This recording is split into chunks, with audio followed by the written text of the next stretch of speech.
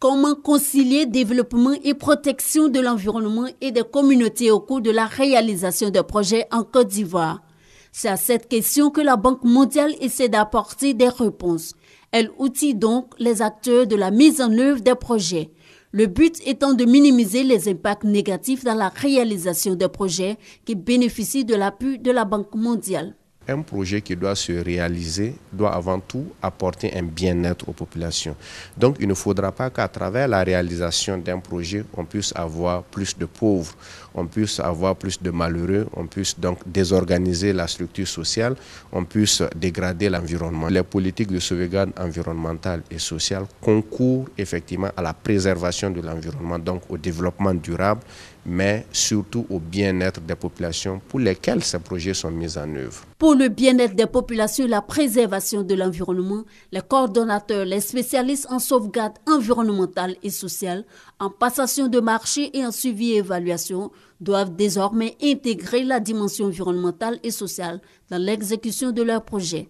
Comment seront gérés, par exemple, les déchets médicaux, tout ce qui est seringues, tout ce qui est médicaments, une fois que c'est utilisé? Dans tous les contrats qu'on aura à signer avec des prestataires, on doit veiller à ce que toutes ces règles de gestion environnementale et sociale soient respectées. Après 4 jours de formation, la Banque mondiale compte effectuer des missions de supervision pour vérifier l'application des recommandations sur le terrain.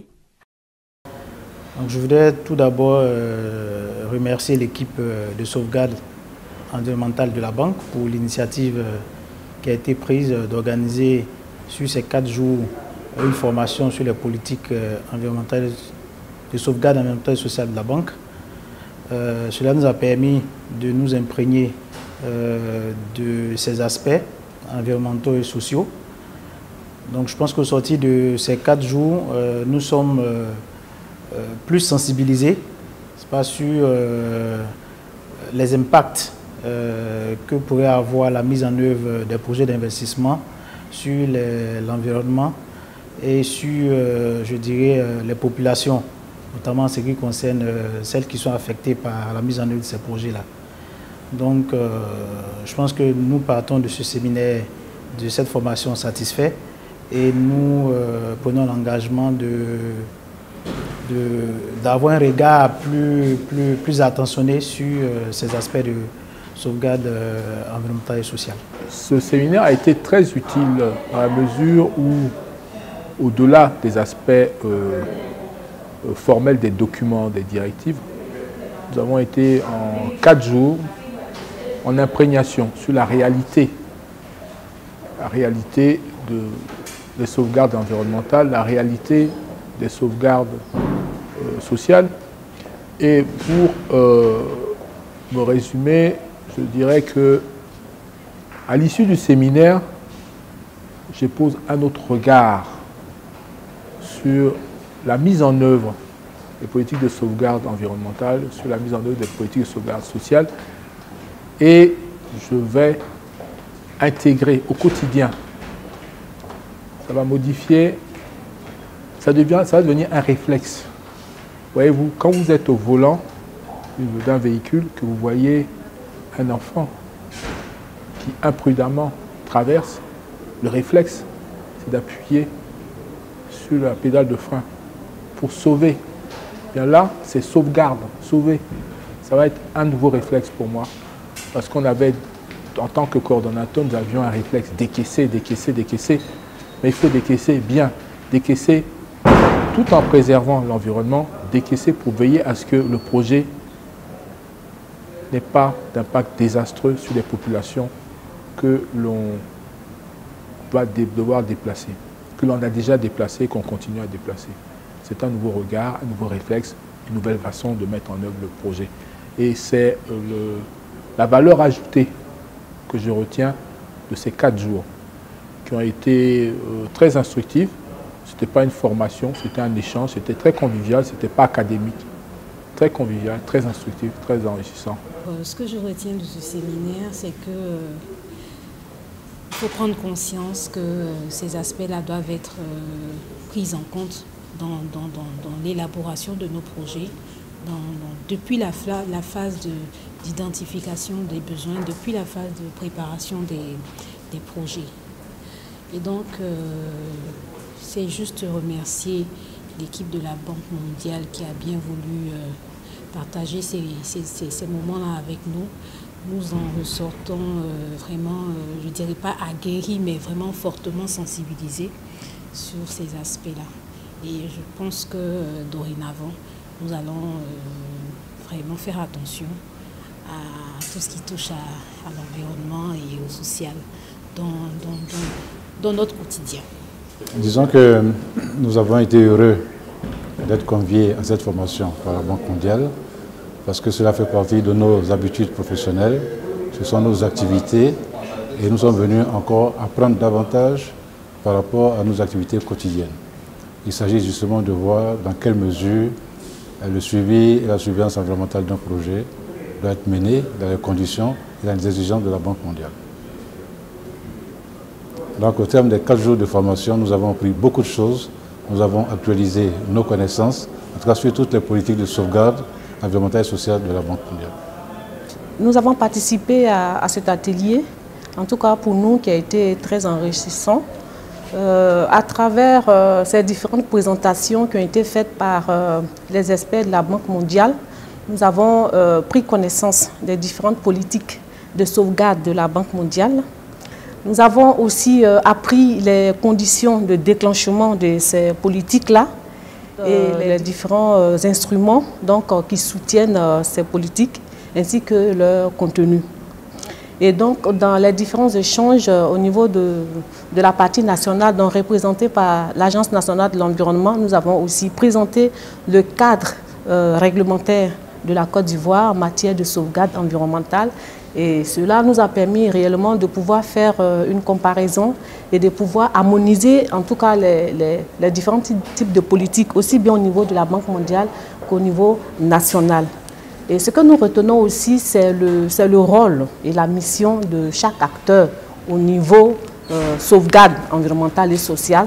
Et donc, ces différents échanges nous ont permis de pouvoir mettre sur la table le rôle que devait jouer réellement chaque partie et donc comment on pourrait donc améliorer nos manières de faire pour que effectivement la prise en compte des questions environnementales et sociales soit réelle, soit effective dans les différents projets. Nous venons à ce jour d'achever la formation sur les mesures de sauvegarde à la Banque mondiale et nous tenons à remercier la Banque pour cette initiative qui est de renforcer les capacités des autorités nationales. À la fin de ces 4 jours, nous avons retenu que la consultation publique est un élément important et que cela permet de faciliter la mise en œuvre des projets, d'évaluer les risques et de prendre des dispositions pour atténuer les impacts. Pendant ces 4 jours, nous avons échangé avec les experts de la banque. Nous avons aussi échangé entre nous et puis les autres intervenants sur les différents projets. Mais il faut dire que ces échanges ont été essentiels et importants. Ça nous a permis vraiment d'actualiser nos connaissances. Ça nous a permis aussi d'aller au-delà de ce qu'on faisait d'habitude, qui nous permet maintenant de mieux affronter la réalité. Je pense qu'à l'issue de ces 4 jours, les projets seront abordés de façon objective et efficiente, dans la mesure où certains projets sont presque à terme, mais nous continuons quand même de corriger ce qui ne marchait pas jusqu'à présent. Mais pour moi, j'ai appris l'essentiel. J'ai appris ce qu'il fallait. Je suis quand même sur plusieurs projets. Donc c'est une bonne chose pour moi. Je suis Dja Lucien. Je suis l'adjoint au coordinateur RED+, et je suis en charge de l'évaluation environnementale et sociale stratégique. Nous avons eu 4 jours de formation sur les politiques de sauvegarde environnementale et sociale de la Banque mondiale. Et nous nous réjouissons de ces 4 jours de formation. Ce cadre d'échange, de partage d'expérience nous a permis donc de partager un certain nombre de savoir-faire et nous profitons de votre micro pour remercier la Banque mondiale qui a mis en exergue l'importance que joue l'environnementalisme dans les projets. Nous avons eu droit à des expériences vécues par d'autres projets beaucoup plus anciens que le nôtre. Et cela nous a permis donc d'améliorer notre connaissance durant ces 4 jours. Et nous avons eu à des échanges, à des partages d'expériences à partir des cas concrets. Et cela nous renforce dans la mise en œuvre donc, du processus RED+ en Côte d'Ivoire. Nous retenons beaucoup de choses et nous pensons que dans la mise en pratique de ces connaissances-là, nous pourrons aussi partager avec d'autres spécialistes justement qui travaillent sur les composants de ce processus RED+, et cela nous permettra de mettre en œuvre efficacement ce mécanisme RED+ en Côte d'Ivoire. Nous remercions la Banque mondiale qui nous a permis donc d'enrichir nos connaissances en matière. Déjà, nous remercions la Banque mondiale qui nous donne cette opportunité de nous former davantage et de permettre aux autres domaines d'activité, notamment le suivi social, l'apparition de marché, de comprendre déjà ce que nous faisons. Quand je parle de nous, je parle du volet environnement, puisque je suis environnementaliste sur le projet. Vraiment, cette formation, pendant ces 4 jours, nous a permis de renforcer nos capacités, ça il faut le dire. On avait déjà des formations de base, mais nous avons appris énormément durant ces 4 jours. Que ce soit sur les mesures de sauvegarde de la Banque mondiale, surtout qui investit actuellement beaucoup dans notre pays. Vraiment, nous tenons à leur dire énormément merci. Et dans l'ensemble, ce que nous pouvons retenir, c'est que nos différents projets ont vraiment des impacts sur l'environnement, que ce soit humain, naturel, le milieu, tout le milieu dans l'ensemble. Et donc, il y a vraiment des mesures qu'il faut prendre depuis l'amont, que nous ne mettons pas toujours en œuvre.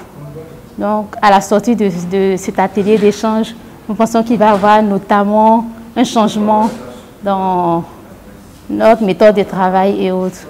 Nous remercions énormément la Banque. C'est un séminaire qui est très enrichissant sur les sauvegardes environnementales et sociales, dans la mesure où la Banque mondiale met en priorité la gestion et les préoccupations des populations, surtout sur le plan environnemental et social. Il était important pour nous de venir nous actualiser, c'est-à-dire renforcer nos capacités sur l'usage que nous faisons de toutes ces politiques opérationnelles que la Banque mondiale met en place dans la gestion des projets.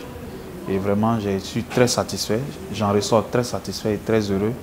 Et je pense que tout ce que nous avons appris aujourd'hui avec nos experts, nous pourrons les mettre en pratique, les adapter véritablement à la situation du moment. C'est un grand remerciement à la Banque mondiale. On espère que ce genre de formations vont se reproduire pour permettre à ce que nous puissions actualiser nos connaissances, toujours dans l'objectif d'un développement durable et harmonieux pour nos pays africains.